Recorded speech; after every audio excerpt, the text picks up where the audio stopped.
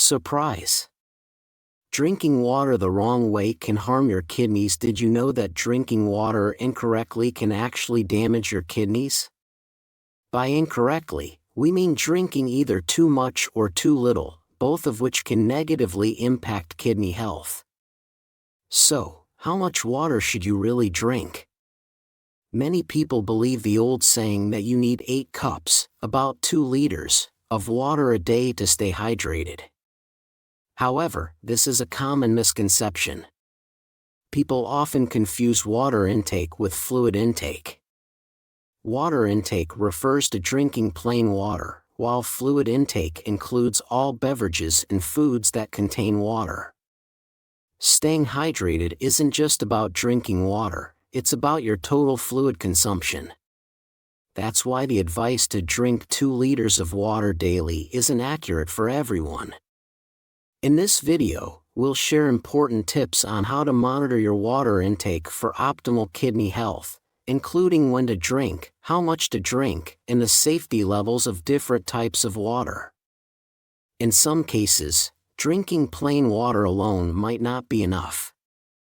Next, we'll dive into the details of how both overhydration and dehydration can harm your kidneys.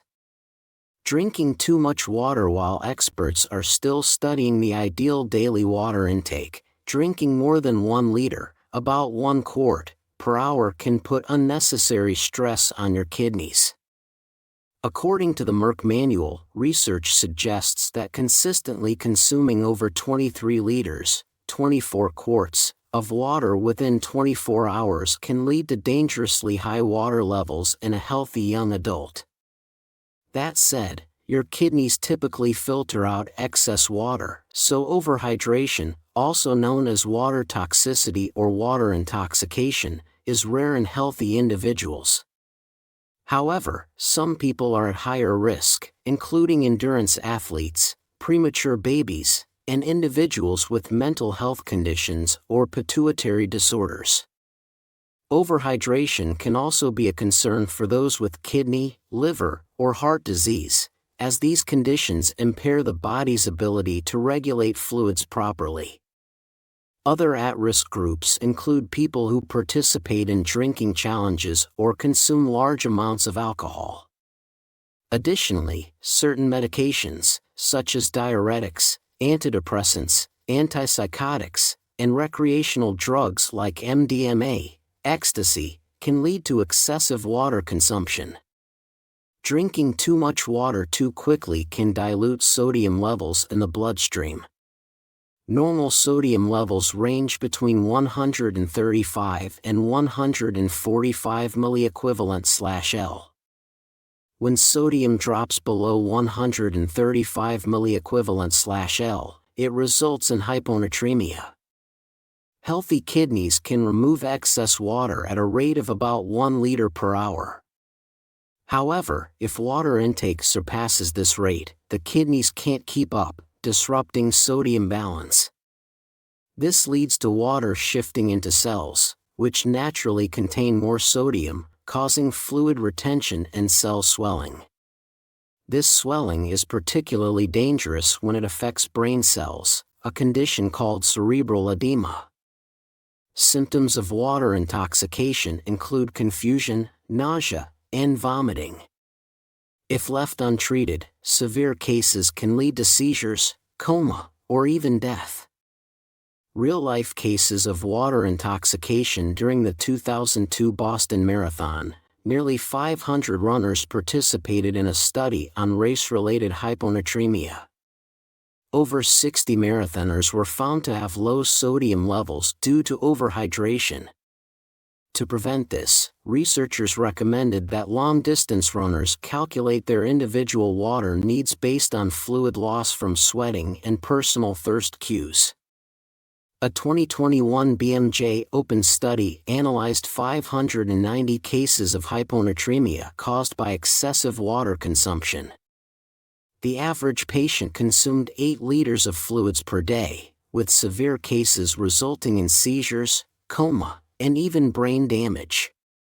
Sadly, over 75 patients died due to complications from overhydration. Drinking too little water. Why hydration matters for your kidneys. Staying hydrated means knowing when your body needs more water. Under normal circumstances, you lose water through sweating, breathing, urination, and bowel movements. During physical activity, you breathe faster and sweat more, increasing fluid loss. Pregnant and nursing women also require extra hydration.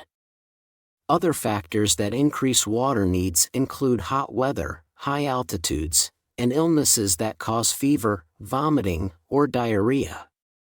Dehydration occurs when your body loses water faster than it can be replaced. Fortunately, in most places, water is widely available, making dehydration easy to prevent. However, many adults, especially older adults, are chronically dehydrated. As people age, they may experience reduced thirst sensation, weakness, or underlying health conditions like diabetes or kidney disease, increasing their risk of dehydration. Additionally, drinking too much water without replenishing electrolytes can also be harmful, but we'll cover that later. When the body becomes dehydrated, it activates multiple systems to restore fluid balance.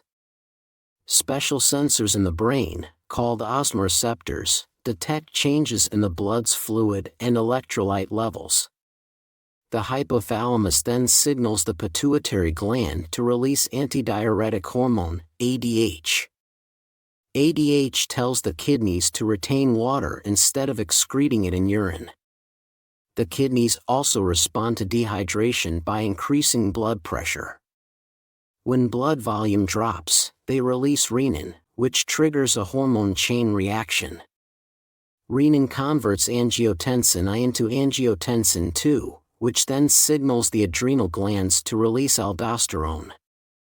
Aldosterone helps the kidneys reabsorb more sodium and water, restoring fluid balance and maintaining blood pressure. Even mild dehydration can damage the kidneys over time. If dehydration worsens, acute kidney injury, AKI, can develop in as little as 2 days.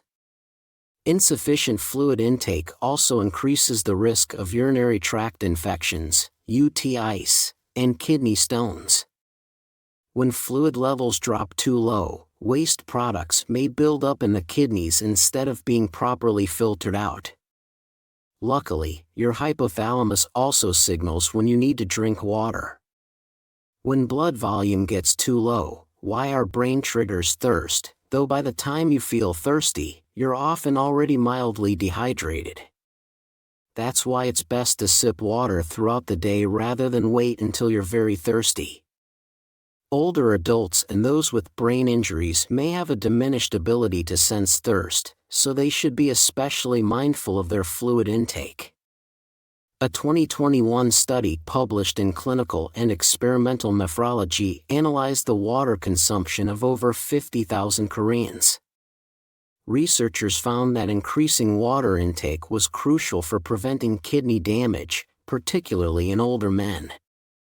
As participants drank more water relative to their body weight, their kidney function improved. Another 2016 study in the American Journal of Physiology focused on field workers, a group with high rates of chronic kidney disease. The findings suggested that thousands of worker deaths were linked to long-term dehydration. Researchers also conducted a study on dehydrated rats, testing different beverages to see which best prevented kidney damage. The rats that drank soda had the worst hydration levels and the most severe kidney damage. Meanwhile, rats that drank water or naturally sweetened water had only mild effects from dehydration. This highlights the importance of choosing water over soda for hydration. To maintain kidney health, it's important to monitor your thirst, urine color, and urination frequency. Clear or light-colored urine usually means you are well hydrated or possibly even overhydrated. Dark yellow or amber urine with a strong odor indicates dehydration. You'll also urinate less frequently when dehydrated. If you notice these signs, increase your water intake. However, urine changes can also result from infections or kidney disease, so persistent issues should be discussed with a doctor. If you're dehydrated, you may wonder whether you need an electrolyte drink. The answer depends on the situation. Electrolytes are essential minerals that carry an electrical charge and help with fluid balance, nutrient and waste transport, muscle contraction, nerve function, heart rate and rhythm, and acid-base balance. The most common electrolytes include sodium, potassium, chloride, calcium, magnesium, phosphate, and bicarbonate. Like water, these minerals are naturally lost through urine, sweat, and bowel movements. Your body loses more electrolytes than usual in cases of fever, vomiting, or diarrhea, intense sweating from exercise or hot, humid weather, certain medications, or high blood sugar levels in people with diabetes. In these situations, electrolyte replacement drinks can help restore fluids and minerals quickly. However, for most people, plain water is enough after mild or moderate exercise.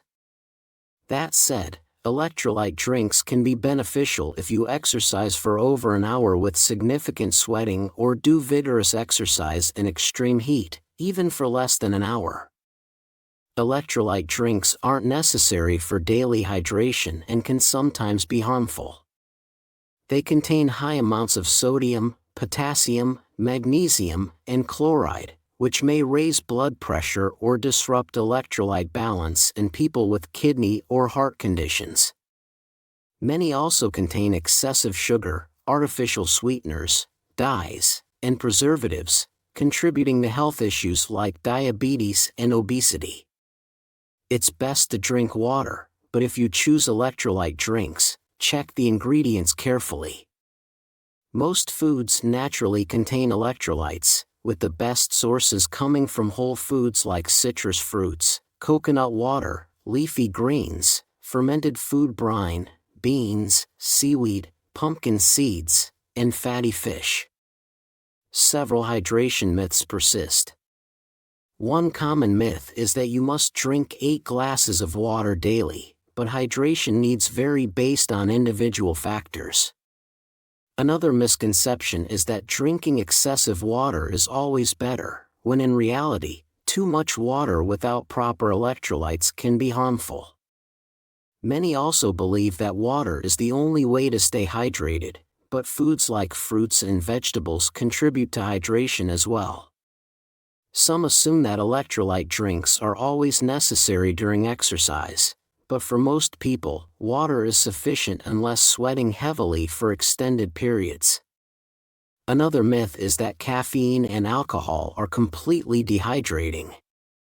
While they do increase urination, moderate consumption still contributes to hydration. However, excessive caffeine, over 400 milligrams per day or about 4 9-ounce cups of coffee, and alcohol should be limited, as they can harm kidney function. People with kidney disease may need to limit fluid intake, especially those on dialysis, since their kidneys struggle to regulate fluids, and some may even stop producing urine. On the other hand, those with kidney stones or urinary tract infections should increase water intake to help flush out stones and bacteria. Tap water quality varies worldwide. In some areas, it contains harmful chemicals or minerals linked to health risks. While bottled water is often marketed as superior, its quality depends on the source, packaging, and storage. In countries with strict tap water regulations, bottled water isn't necessarily safer. The key is drinking from a safe source. Sugary beverages like soda, smoothies, and energy drinks can worsen dehydration.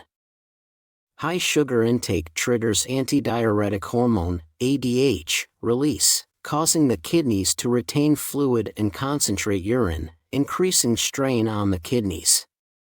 Excess sugar also raises uric acid levels, leading to inflammation and free radical damage. Soda consumption is linked to kidney stones, while excessive caffeine can contribute to high blood pressure, further stressing the kidneys. For a healthier alternative, try sparkling water, black coffee, green tea, or low-sugar smoothies. Overall, plain water is the best way to stay hydrated.